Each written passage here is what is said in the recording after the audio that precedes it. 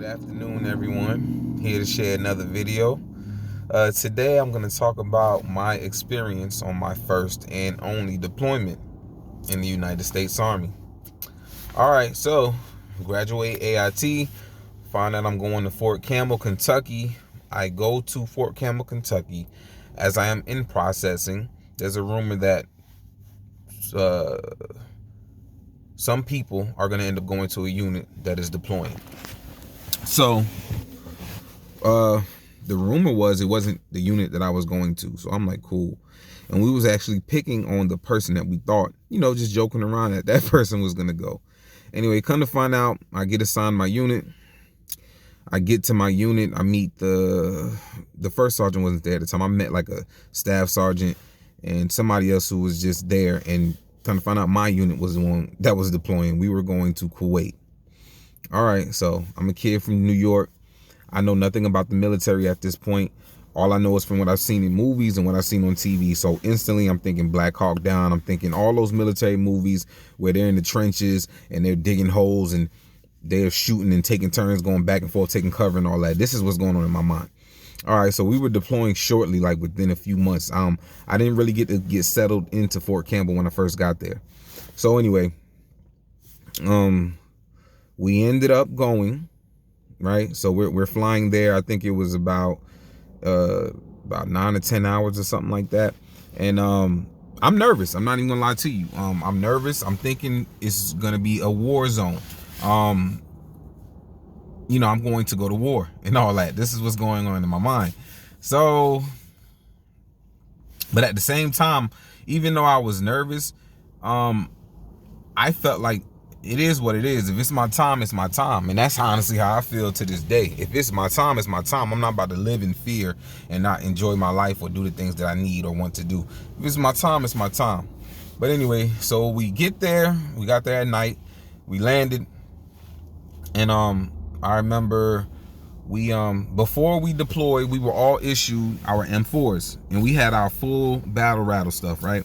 We had our gear pack for winter and summer, and then you could bring like personal items and stuff like that, yada yada yada. So soon as we get there, they took our M4s and they took our M4s. I'm like, what are we supposed to do? So we get on the installation. I am at Camp Arif John. We touch down. So this is my first time going to a brand new country that I've never been to before. So as soon as once we get on ground, I didn't know my east from west. So mentally, I didn't know where I was at. Like my head was spinning because I didn't know where I was at. It was at night, and I remember we was kind of walking through a desert. So I thought we was out in the desert. So we get to where we're going, and it was like a bay. So we went in there. They had bunk beds and stuff. They had us assigned. So me and the privates and so forth, we were in a little particular quarter, and we had our we got our beds and all that. We got everything set up.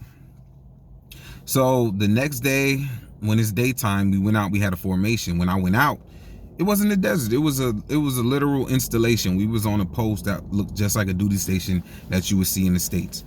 So Camp Arif John was very beautiful. Now there was sand, it was sand on the installation, but beyond that, it had Burger King, it had McDonald's, it had Starbucks, it had a shopping center, it had a swimming pool, it had a movie theater, it had a track, and it's to this day, this is the most beautiful track that I've been to and seen in the Army at Camp Arif John, Kuwait. They had like this pro turf grass, and the track, it was nice, it was beautiful. So it wasn't what I expected. We were in a combat zone, but nothing ever happened. My experience I never got shot at or anything of that nature. I'm a 92 Alpha. So the entire time that we was there, I as an Alpha, what I did was I ordered parts, and I would go to a warehouse called the SSA. I would pick up the parts, and then I would bring them back. So I was driving these huge trucks to be able to pick up the parts because it was engines and stuff like that for the vehicles that we had. I was a part of a transportation company. So as a transportation company, our mission was to transport goods from one place to another, right? So in a transportation company, you have vehicles. The vehicles are driven by 88 mics, or the drivers, right? So the vehicles need services done on them. Something always happens with vehicles. They have to be maintained, they have to be kept. So the 88 mics, they observe their vehicles, they find out what's wrong with it. Once they find out what's wrong with it, they let the mechanics know.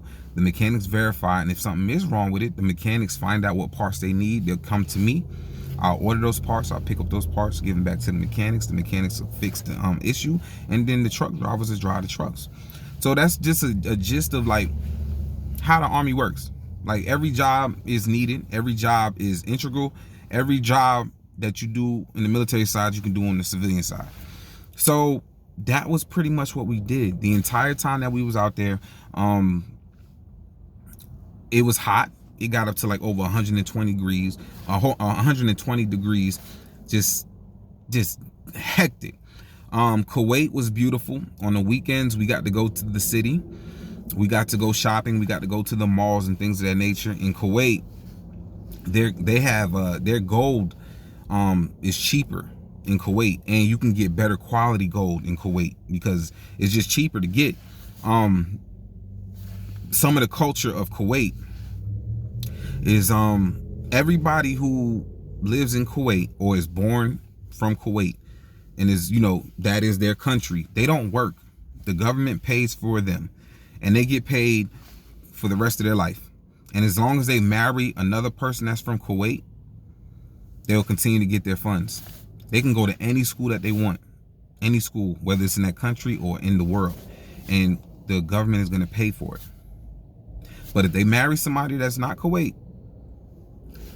they lose all funds, And I think if they go out of state to another school, they have to come back. Like, you can't go leave the country. Like, if you go to a school outside the country, you have to come back and settle in that country. But everybody who worked in Kuwait came from other countries. So it was mostly Koreans. It was mostly it was like Africans, Koreans. It was just different races from different countries that worked in Kuwait, but nobody from Kuwait worked. Everybody there was rich, and they had these camels, and I heard the camels was worth like 200,000. So if you was to accidentally kill a camel, you were in trouble. And luckily for us, that never happened. But Kuwait was beautiful. I went to the Red Sea. Whatever movies came out in the States, we got it first. We got like a month before it came out, and we got to go to the movies for free.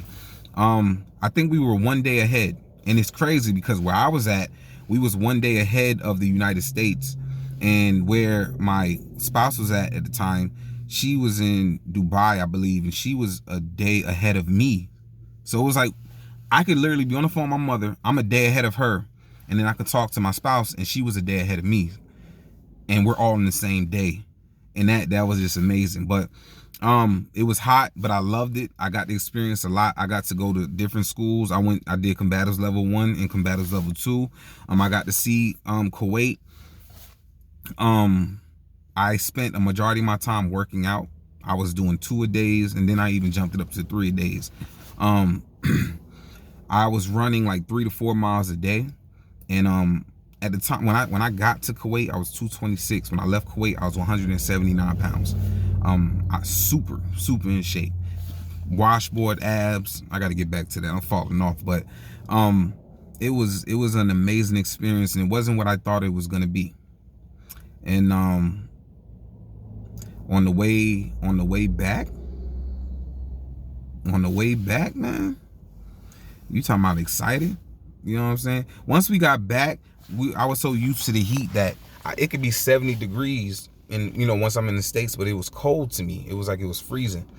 The DFAC food was delicious, and I think they make it good overseas because you're already away from your family, so they gotta have some type of something to make you not go crazy from being away from your family. So the food was delicious.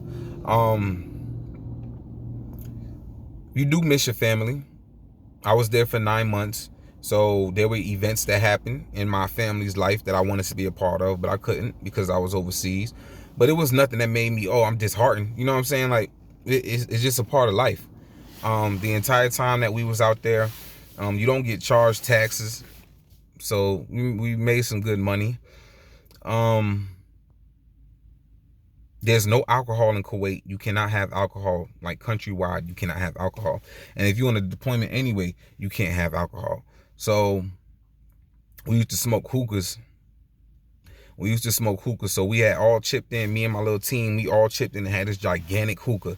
And every night we would smoke hookahs and just be listening to music and zoning and just chilling. We used to run around the installation and just partake in all the events that they had. They would, every Saturday they'd have a run for something, a 3K for this cause, a 5K for that cause. They had like sports tournaments all throughout the year, volleyball and stuff like that. At nights it would be freezing cold, like the wind, because you're in the desert, so it's nothing, there's no barriers that's blocking, so you're getting all air. So at nights it could get cold. All through the day it's extremely hot. I think the first week we got there, we experienced a sandstorm, and it looked like something from Jumanji or something like that, something from one of the Mummy Return movies, where you just see this cloud coming, and I've been in it. And like basically you have to have goggles or something. You cannot have your eyes open in that or you're done. And all you just feeling gravel and sand and bits of dirt and stuff just hitting your face at all times. Like it feels like a whole bunch of ants are biting you. And then when you get out of it, like you were just drenched in dirt. I used to hate that. But yeah, I mean, nothing, like I said, I never got shot at or anything of that nature. The installation was never under attack or anything of that nature. When we used to eat at the DFAC, the news would always be on, and you would see, what's going on or whatever the case is. And I think it would show if there was some type of death or something like that. And I think somebody did pop up one time during the 9 months that I was there. They asked for volunteers to go on a mission where there could be some action, and a couple of my friends had volunteered, and I was nervous for them. And I felt bad because I didn't volunteer when I should have, but that nobody who volunteered got to go anyway. But it was cool. And if I ever get the opportunity to deploy again in that type of environment, I definitely would. Like I said, the stereotype, when people hear deployment, they automatically think war. Deployment does not mean war. It could just mean that your unit is going to, I got applicants. I got applicants hit me up, I'm sorry. But a deployment does not mean you're going to war. It just means that your unit is assigned to go to a designated area to help and assist. And it just depends on what the assistance is for. And it also depends on the job that you pick. We have over 150 jobs to choose from. Out of the 150 jobs, only 15 are combat related. All right. You pick your job in your career when you join. So if you are picking a job in the medical field, or you're picking a job in entertainment, or if you're military police, or if you're in logistics like me, that is what the military is going to invest their money into you to be proficient at. That's where you're going to get your certifications and your education on. There are things that my station commander, who's an infantryman, can do that I can't do, and there's things that I can do that he can't do, and the Army's not going to send him to do something that they train me to do, because I'm not good at that. So if you pick combat, and that's what you were trained for, then if the services of combat is needed, then you would have a chance to go somewhere to do the job that you trained for. But if you pick a job in a different field, then the unit that you're with, if y'all are needed, y'all will be needed for the profession that you signed up for and that you're trained for, if that makes sense. So that's a big stereotype. It's not about war. It's just about support. And that's what the Army and the military is. It is to defend, it's to protect and defend our country from enemies, both foreign and domestic. And it's to support. Like, that is how the United States is able to function. That is how we are able to be safe. That is how we are able to have the rights and the things that we have. We have to have a military, and we have to have an organization that can help out the people. But anyway, I got to get back to work. I'm always working. I just want to share another video. I hope you all have a good day today. And like I always say, if you have any questions or concerns, feel free to hit me up anytime. I have no issue breaking down anything to you. All right, have a good one.